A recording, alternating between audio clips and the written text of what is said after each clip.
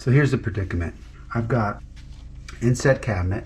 It's going to be approximately set back a couple inches back or whatever. So that means that the baseboard needs to be cut. And if it's cut, that means I have to lift the cabinet over the front, right? And then drop it down, which is okay on this side. It's reasonable, but here's the problem. The other side, there's an outlet, that outlet right there. So that's going to be in the cabinet. We don't have much room depth-wise to work with. We have to push this cabinet up to the wall in the back and then drop it down if we were to leave the baseboard in. And there's just not room. I mean, we will not be able to do this.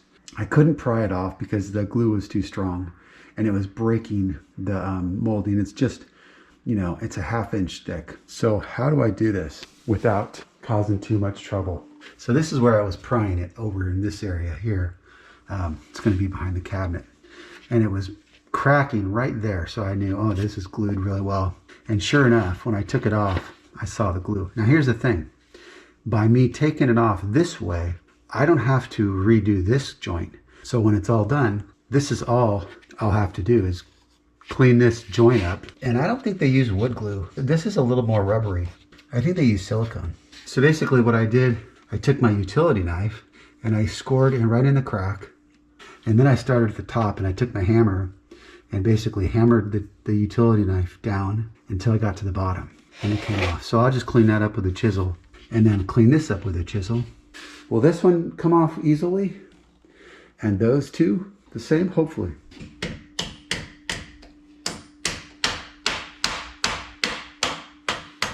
Okay, so that's free. So let me cut the caulk at the top. Remember, this is all going to be visible, this part here. Okay,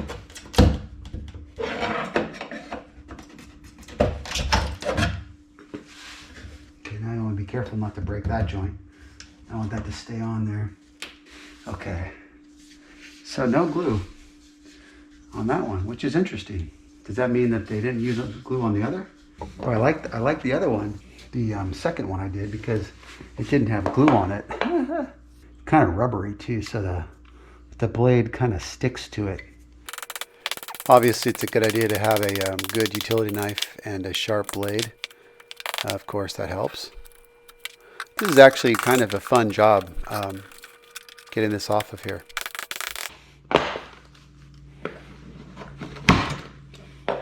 Boy, they had a lot of glue in this one. Man. Definitely the hardest one.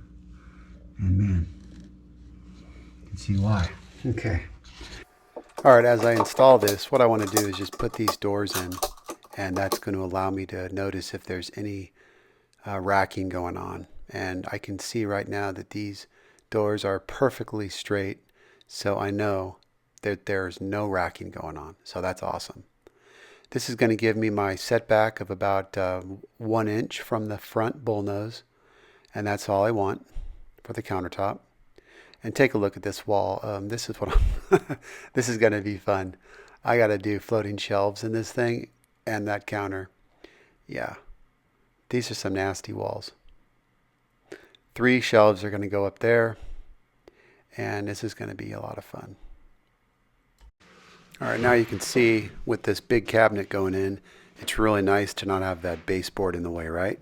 And it just slides right in.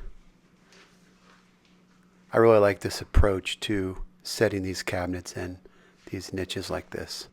Okay, this is a problem that a lot of times you're faced with inset jobs. You can see, if I show this to you up close, you can see that reveal on the top is not quite even. And I'm just going to kind of do a close-up on this right door so I can show you it.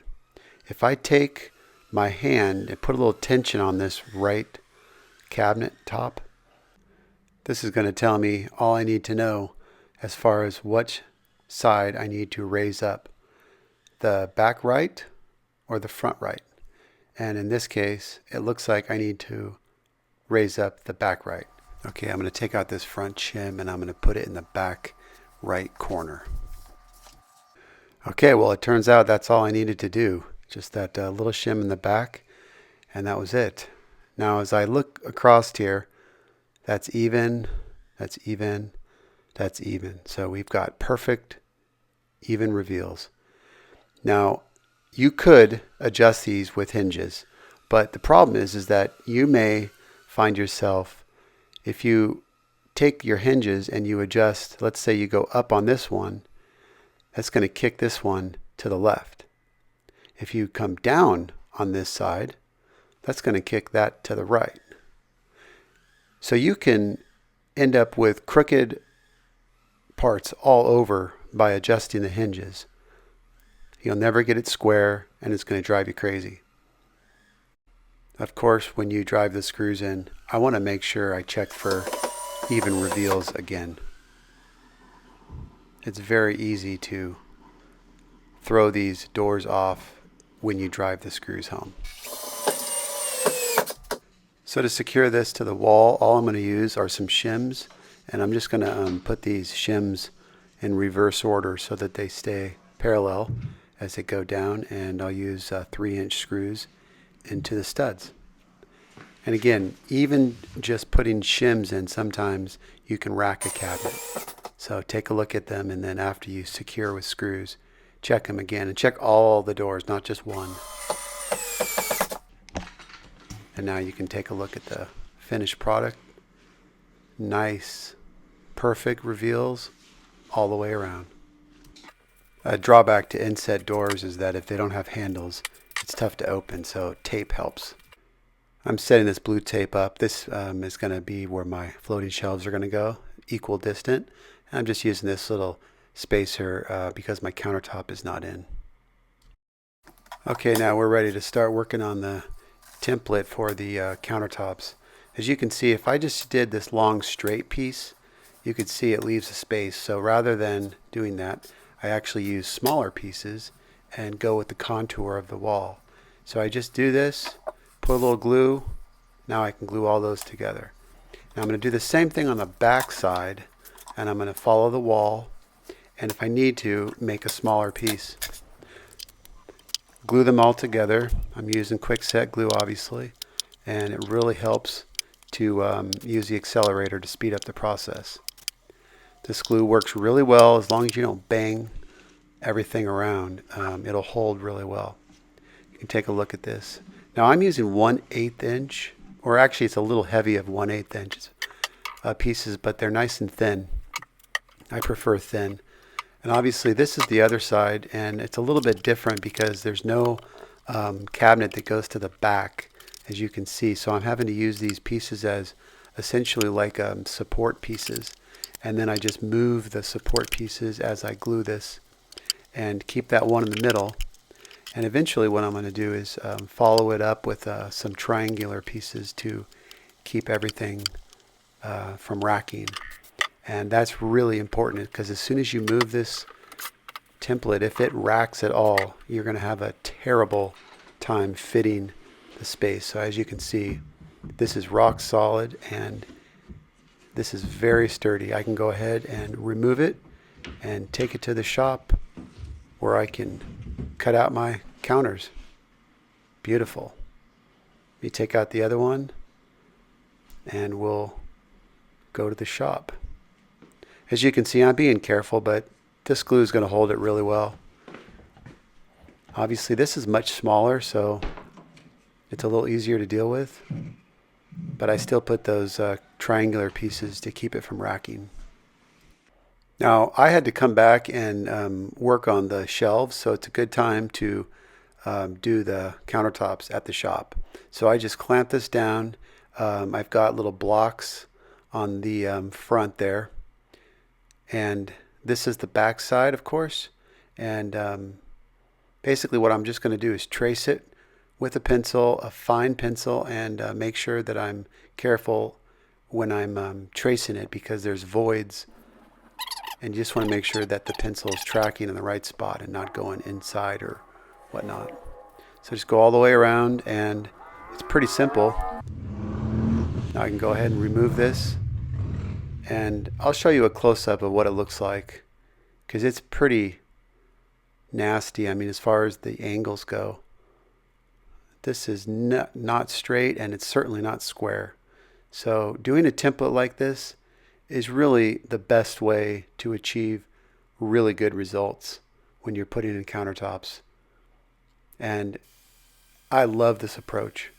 The jigsaw is my tool of choice, and I can finish it up with a band, or I can finish it up with a belt sander if I need to. I'm square at the front, but as soon as I get in a few inches, then I go to a bevel, and that's going to help me set the countertop in place without, scratching up the wall. And all sides are beveled except for the front. And you can see right here, it goes in. I put a little blue tape on that right because this piece was a little tight.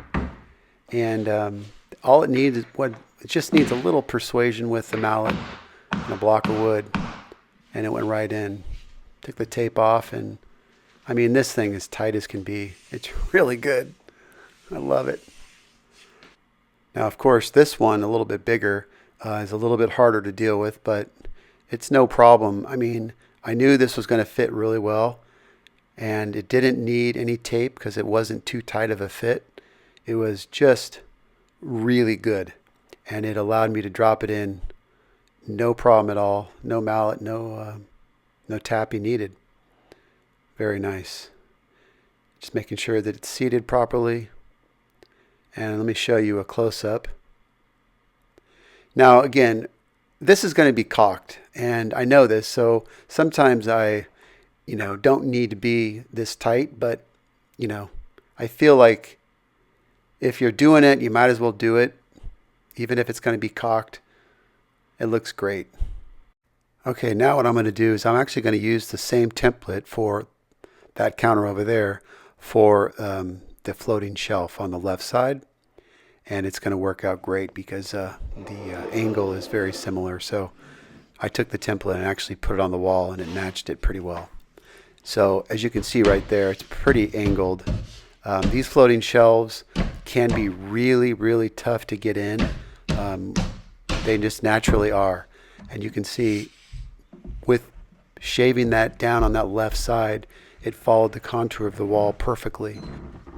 And after I put a little glue in, all I need to do is take my little pin nailer and attach it with some pins. Okay, of course, I have to clean up all the glue, and it's a little bit of an annoyance, but just take your time, and it with a sharp chisel, it shaves off pretty easily. And with a clean edge on it, I am taking a little glue and making sure I put plenty of glue on the miter as well as the cabinet. I don't want to put any nails into the wall, so this is going to hold without any more nails. Very nice. A little sanding before the painters come and paint all the baseboards. That's going to be a really beautiful joint. All right, the next thing is I just need to put in some baseboard. This piece has been cut, so it's a nice tight fit. Needs a little help with a mallet to send it home, and that's what I want. I want it to be a nice compression fit. 1 3/8 pin nails is all I need to secure it. Of course, it's got glue on it, and that's about it.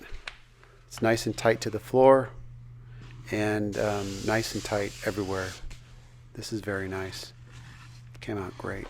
Let me show you the other side. Same thing goes.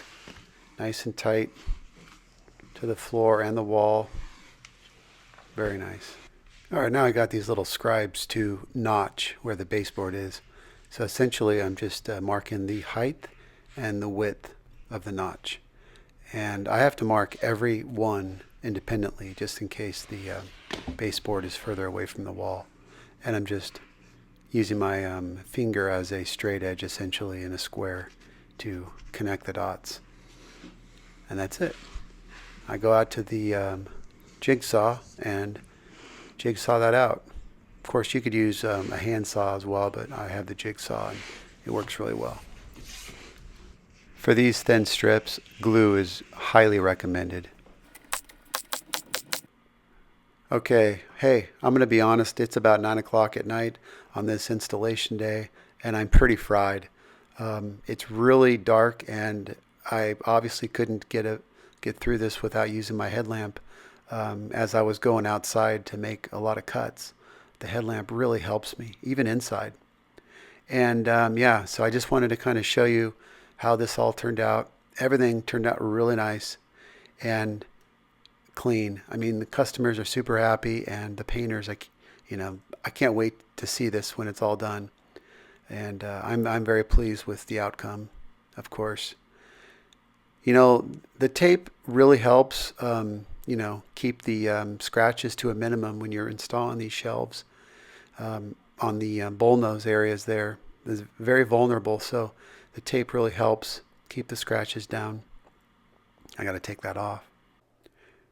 Hey, I just want to ask you guys, if you haven't already, please subscribe to my channel if you guys are liking my videos, and give it a thumbs up. I appreciate that. Also, leave some comments so I could get some feedback on what you guys are liking and what you guys might also like to see. Of course, I didn't show you guys the full build on this job.